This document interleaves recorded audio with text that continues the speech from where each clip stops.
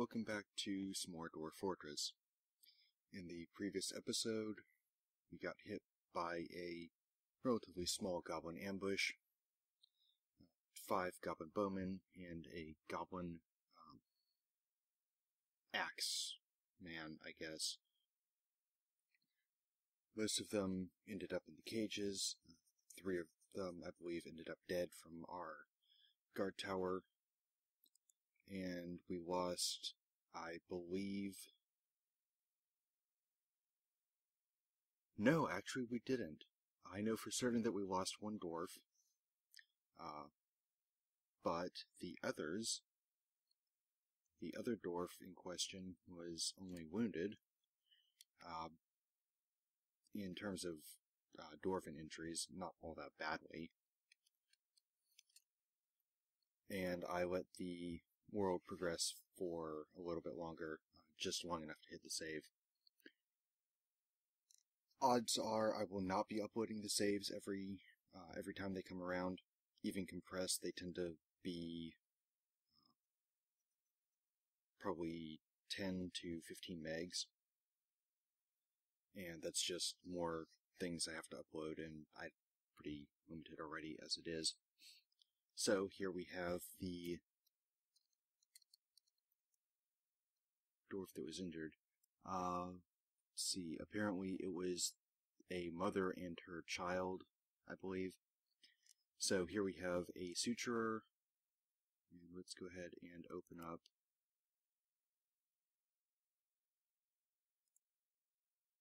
Dwarf Therapist real quick. Labors, diagnosis.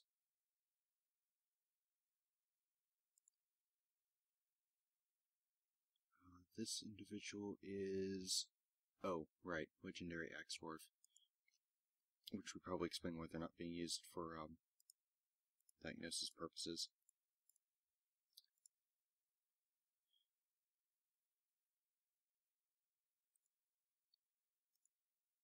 So I'm just trying to make sure that we've got a nice balance of medical staff.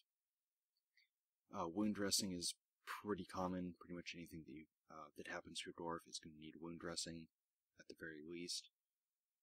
Diagnosis is guaranteed. Wound dressing, very, very probable. Basically just applying bandages and whatnot. Suturing for stitches, basically closing any major wounds. Bone setting is just broken bones, and surgery is anything major internal injuries. Let's go ahead and commit those back over to Dwarf Fortress.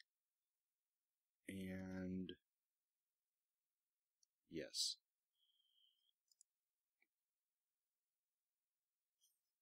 Alright, let's have a look when there is a stack of units or dwarves, usually.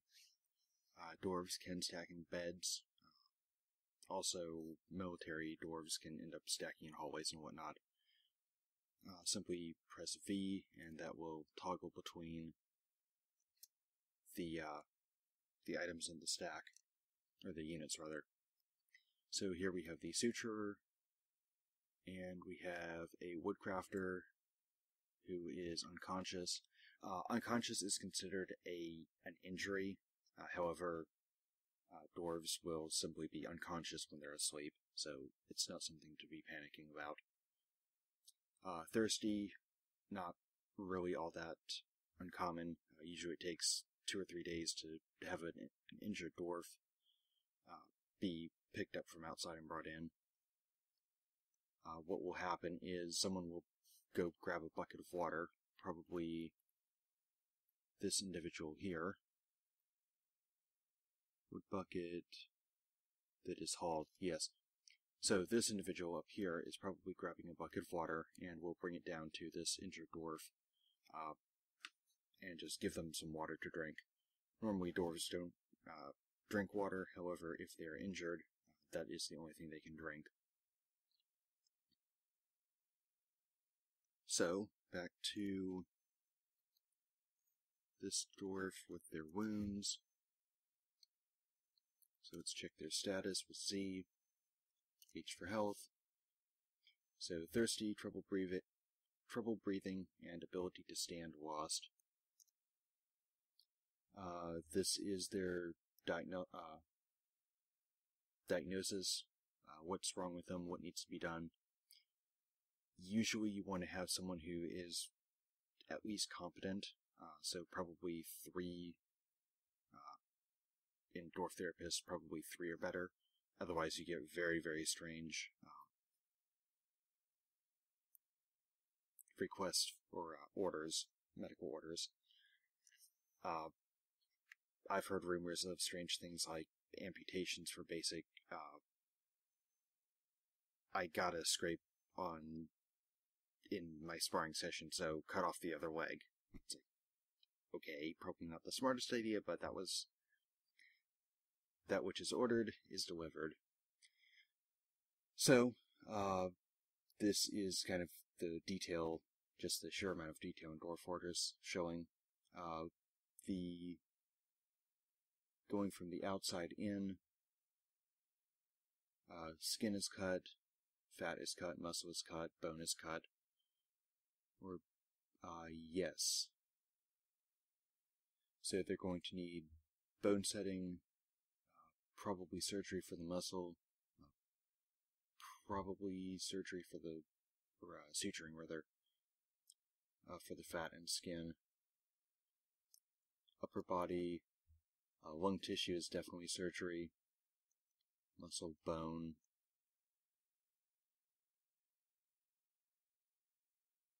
Muscle.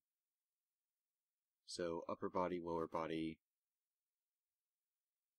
and left leg. And here is their history. So usually the closer the interval between events, the better. It just means better medical care overall. So the 25th, someone brought them to bed. 28th, they were evaluated. So 3 days is, in Dwarven terms, very, very good. In a major ambush where you have dozens of people being injured, if you have a single, even 2 or 3 medical staff, you can pretty easily get overwhelmed, especially when they start getting pretty heavy, pretty serious wounds. So here's the prescribed treatment. Upper body needs cleaning, needs sutures, needs dressing. The cleaning uses soap. Just it's sort of a generic abstraction at this point, but antibacterial sort of administration. Sutures to close the upper body, and then dressing is just applying cloth around it to prevent any infection from getting in. The upper left leg needing immobilization. They're either going to need a cast, which is made out of plaster. I'll get to that momentarily. Alternatively, I believe a splint would work. And once the leg is immobilized, because this is not a devastating injury where it would need to be either amputated or basically the nerves are damaged to the point where it's not functioning, this dwarf will recover, providing they don't suddenly die of infection or whatever. So temporarily, they're probably going to be on a crutch with a cast. All in all, as far as Dwarf Fortress goes, these are relatively light injuries, so we just have to make sure that everything is properly accounted for. So, of course, we have tons and, oops. If I can find the right key, there it is. So it's K to view the items in the stockpile. And we have a bunch of soap. And we have soap all over the place in the hospital. If we come over here, let's T to view this. So we have our chalk coffer, so just like a storage bin, wool cloth, silk cloth, various cloth for wound dressing, Gypsum plaster bag is used for making casts, so we've got a little bit of that. Actually, we've got a couple in there, and then of course in here is going to be even more. So we clearly have enough plaster. I believe it's 1 bag per cast, so one bag per cast per body part.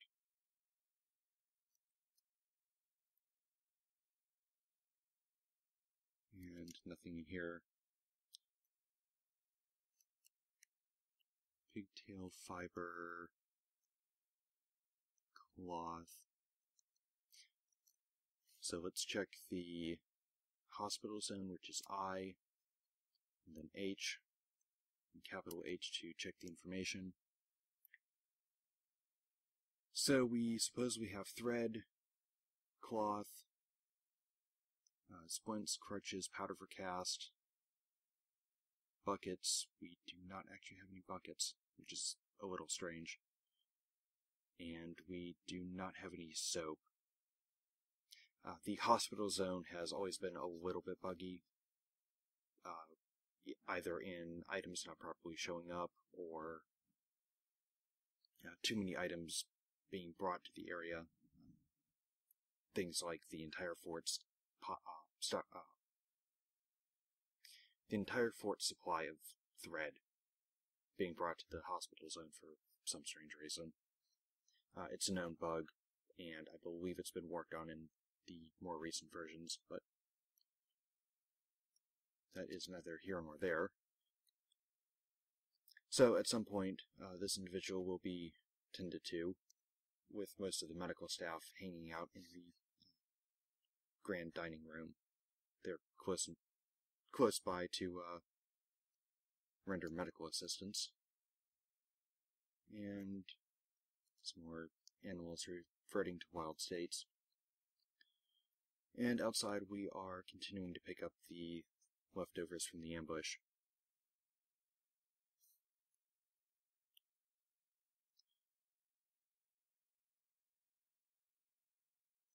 I did have a chance to look up the farming workshop information, and let's see. So in the farmer's workshop, the process plants is basically converting any sort of plant material to thread.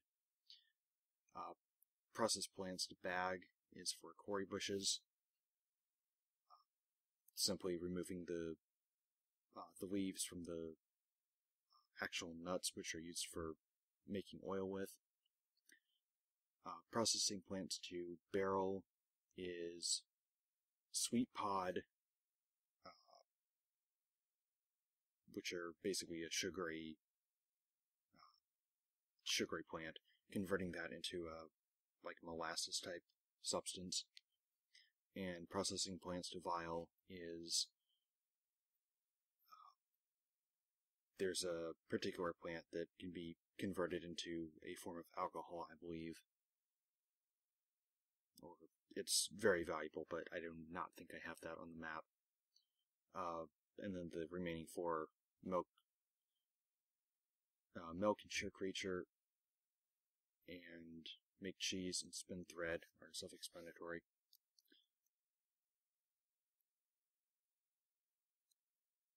I also had a look at the windmill mechanics, and the power is either 0, 20, or 40 on the map.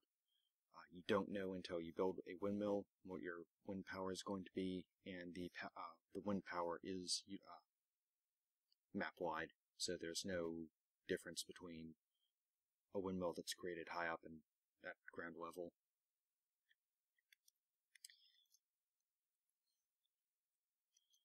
In fact, see, that is considered inside. Dwarf Fortress has a little oddity with the outside mechanic. Even though this is technically grass that has been covered over, it's being counted as inside, down lower left. whereas the uncovered area is considered outside. It's sort of how, it's just a matter of how the calculations are done to determine what's inside and what's outside.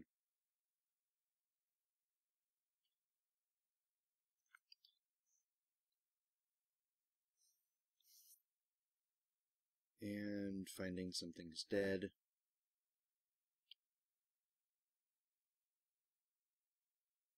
Between videos, I did end up having a couple of my older creatures die of old age. Most of the what would be considered farm animals, or even things like dogs, which are some of the more common, some of the longer-lived common animals, only live to about, I believe, 8 to 10 years, assuming they don't get killed in an ambush. And it appears that we finally have the Mace Lord. If we check the military, Mace Dwarf. So it appears that from 10 and up, either 10 and up or 11 and up, is considered Mace Lord, Axe Lord, insert appropriate weapon. So, going back to the towers over here that we were building, let's go ahead and unsuspend that construction, build, construction, wall, and these are quartzite blocks. We have a few that are nearby. Actually, I probably shouldn't do that just yet.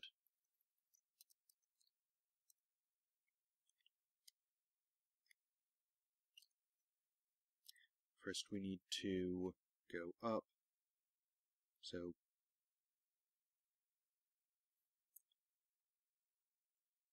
let's see, build, construction, and then from here it would be downstairs, and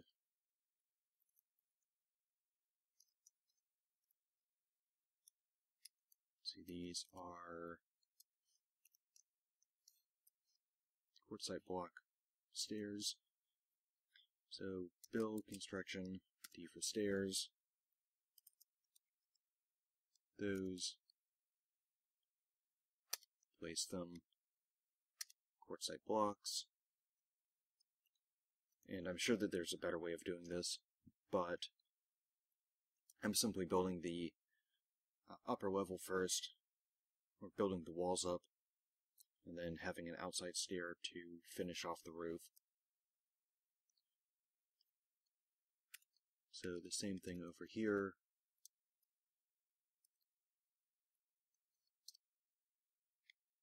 Quartzite block.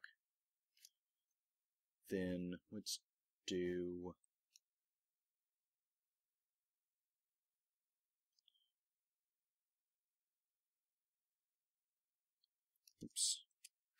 construction, more floors.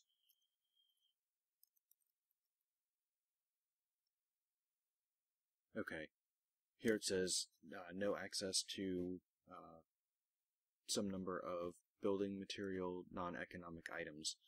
Basically, it just means that there's no way currently that is constructed for an item to be brought up to that location. So again, we have to wait for the stairs to be finished.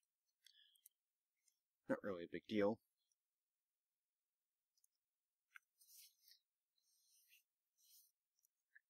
And we have 40 rapidly growing idlers. So let's take from workshop / stockpile. Select that one. And then take from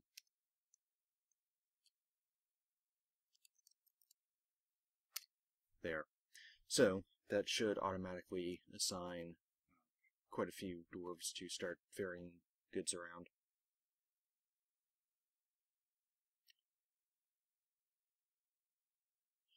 And over here we can see that spring is in fact on its way. The warmer biome is already thawing.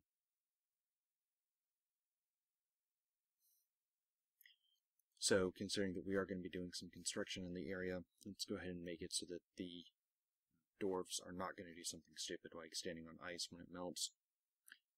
If they are, they simply end up getting dunked in. Not really a bad, terrible thing, but dwarves aren't exactly the best swimmers.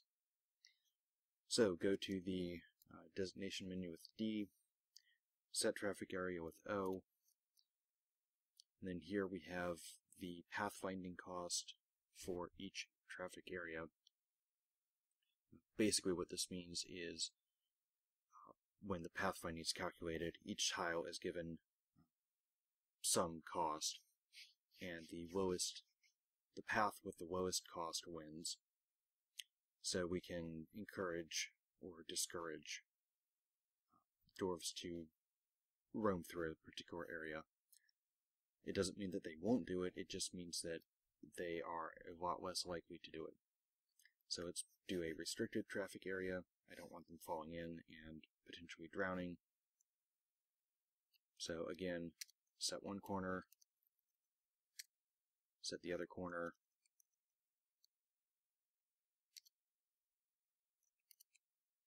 set that,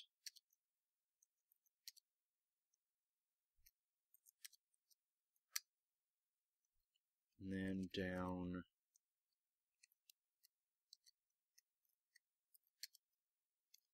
here's the same thing. Something like this.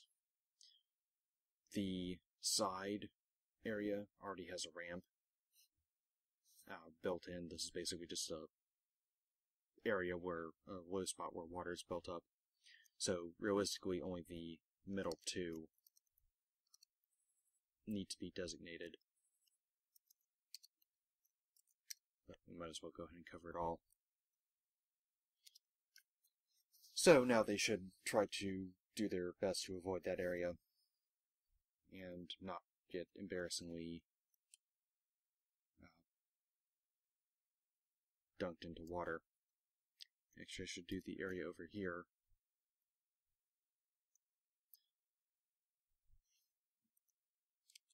Although it would appear that I've already done so. So that's good to go.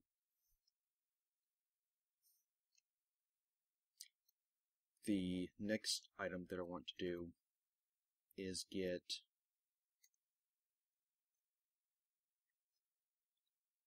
some additional tunnels dug out, or at least planned. And here we have some more reports coming in of things being missing. So I believe a common area for ambushes to come into the map is over in this vicinity. So I'm thinking if we can get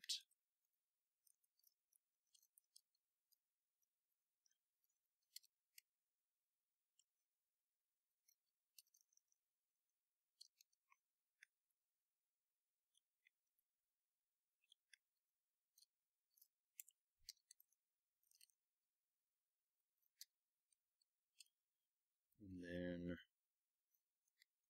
see, this needs to be an upstair.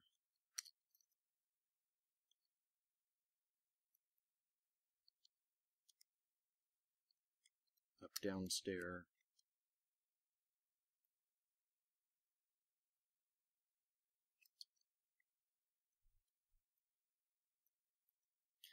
Alright, that is now designated. So this would just give us a little lookout post or something. The lookout post can be as simple as a caged up animal, usually something very expendable. Chickens are good for this. So it'll just be either something that the invaders will shoot at, thus letting us know that they're coming, or the creature will see the invasion and let us know that they're coming from that. So here we have the stairs finally done. Again, the key to efficient building with this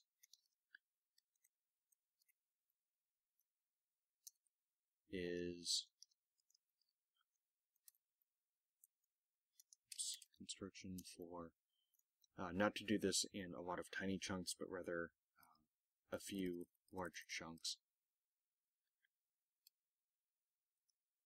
The walls come with a floor already built, so you don't have to build the floor over the wall again.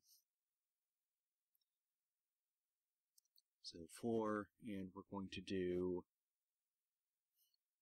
what do we have a lot of?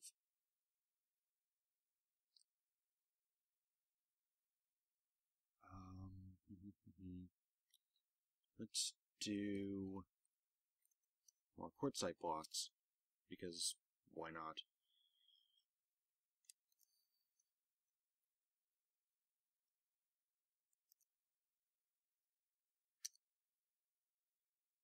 And here we have the non-economic things again.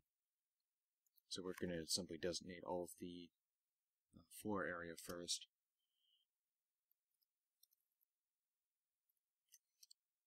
Quartzite blocks, and again taking advantage of the repeating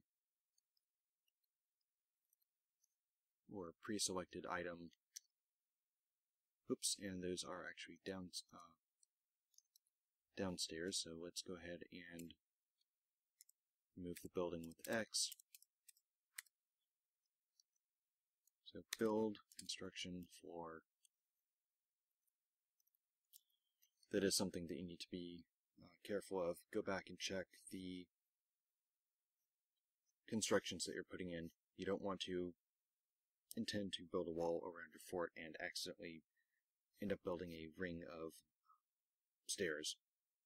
The invaders just go right through them. So more quartzite blocks, and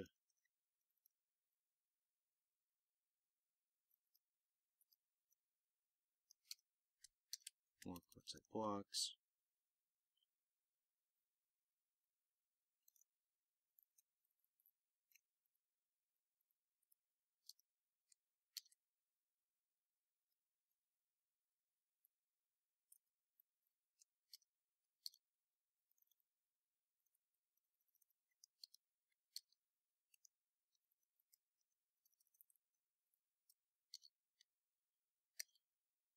Okay, so that should give the dwarves something to do for a little bit.